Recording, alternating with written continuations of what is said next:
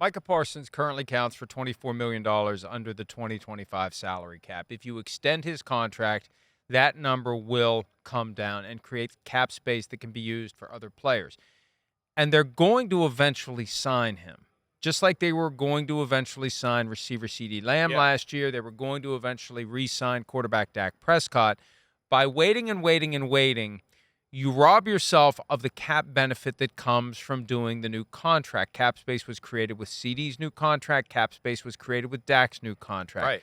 That cap space ends up becoming the foundation for the signing of other players in free agency. Get that done first. Right. You get it done early so you can go out and spend it. That's what, I think that's the disconnect, because the Cowboys never speak in those pragmatic terms. It's always broad brush, and you'll hear teams hide behind the salary cap. Oh, well, the salary cap. It's like, in any other workplace, there's something, oh, well, we can't do it. The budget, we can't do it. I remember when I was practicing law and they were making the shift from typewriters to computers and creating documents that way, and there'd always be something, well, the program doesn't allow it. Well, change the program then. Don't give me that crap. There's got to be a way to do this. The thing that I want is possible. It's just a question of having the ability and the willingness to do it. What the Cowboys are trying to do is possible, but they just hide behind this shield of the salary cap.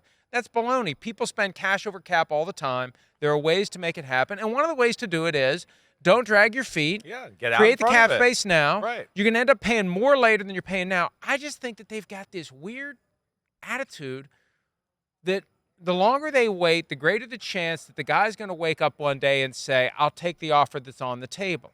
And they've never learned that it doesn't happen, right? And the offer doesn't go down. No. It only goes up. Yes. Right. I mean, because the longer you wait, the more you become desperate, and the more the player starts to have some advantages there.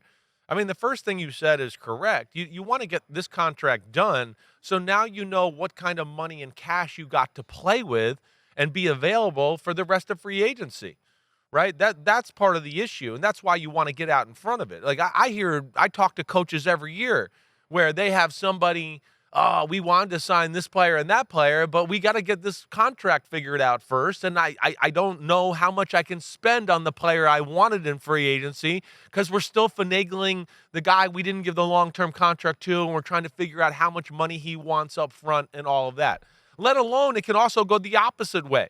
Wait, I want to pay Micah Parsons. I want to offer him this, but damn, I need to address a few needs on my football team. Now you addressed a few needs. You might have paid a little more than you wanted for a player or two, and all of a sudden you go, wait, man, now we're really strapped for cash. And oh, wait, this player that wants the long-term deal is asking for a little bit more, and we don't have that money available now. We don't have the little bit more because we gave it to some other guys. And that's where I don't understand the Cowboys, and there seems to always be some sort of an issue like that in every offseason as of late. The NFL is a deadline-driven league, and it often takes the very real deadline of the start of training camp, the start of the regular season, to get people to go to their bottom line position. This is a basic negotiating principle. How many teams did we see do that, though, recently? I know. And that messes up their year, right? I know. That's the point. I mean? Right. So what you need to have is you need to have adults on both sides who have a relationship founded upon respect and trust, who will say to each other, we're creating an artificial deadline that we're going to both honor, even though one side could say, and this is where trust and respect are important, because if the real deadline is the start of training camp or the start of the regular season, one side could play the game of, oh, well, you moved to your bottom line 3 months before the real deadline. Right. We're just going to sit back, and then at the real deadline, you're going to move off of that. You need both sides to trust and respect and like each other to the point where they can say, we've created a deadline of March 1. Yeah, right. And we're going to respect it, and we're going to get this deal done. Yeah. We're treating this as a real deadline. Remember when Russell Wilson was in Seattle? He wanted to have a deal in place by the start of the offseason program, and they did. Now, his leverage was, I'm just not going to show up. And maybe that's what Micah needs to do. I'm not showing up for the offseason program if I don't have a deal done. I don't know that that matters because we saw it last year. Don't show up for the offseason. Don't show up for training camp. Don't show up for the preseason. We don't care.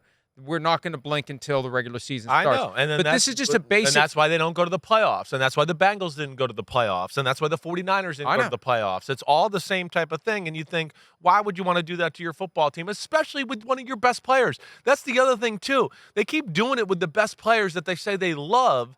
And I can't imagine that leads to this happy-go-lucky, great feeling in the building. Like, it's always like, gosh, I had to put the gun barrel to your head till you finally give me the offer. Every time. It's always like that. And that can't go over Either well your with the players. signature or your brain will Well, be on it's that just page. it's a little bit of that every year. And yeah, they get paid and it's all good, but I guarantee Dak Prescott and CeeDee Lamb are in the locker room every now and then like, yeah, good luck getting that money. Good to have fun with that tug of war, right? And that's not a good thing for your formula of your team either. That's not what you want and the type of psyche you want in your locker room. I think the average person assumes that anybody who has amassed a multi-billion-dollar fortune is smart. And I don't think that's true. Well, I think you in made that the era right right move now. at the right time, Yeah. the right place, aggressive. You know, there's a certain way of doing business that Jerry Jones is kind of like, you know, pounces on opportunities, has good timing. But when it comes to dealing with his own players, where he knows he's going to have to pay them eventually, he waits too long, he drags his feet, he pays too much, and he ties an arm behind his back as it relates to using cap space for other players. He might be great. And we see it every year, and they Right. never learn from it. He might be great at business out in the corporate world, but you know, if you ask me, I'm taking Howie Roseman to run NFL business. That's who I'm taking. That's where we're seeing kick butt, and hopefully he'll come here today and make fun of your clothes. You're just trying to get him on your side in advance. He's He's already on my side. Don't worry. He's already on my side. I'll hit him in the head with a beer can to give him a companion scar That'd to be go nice with the of one you. that he's Right. got from the parade. Right. Hi, it's Mike Florio. Thanks for watching PFT on YouTube. Hit subscribe for the latest news and analysis from Pro Football Talk.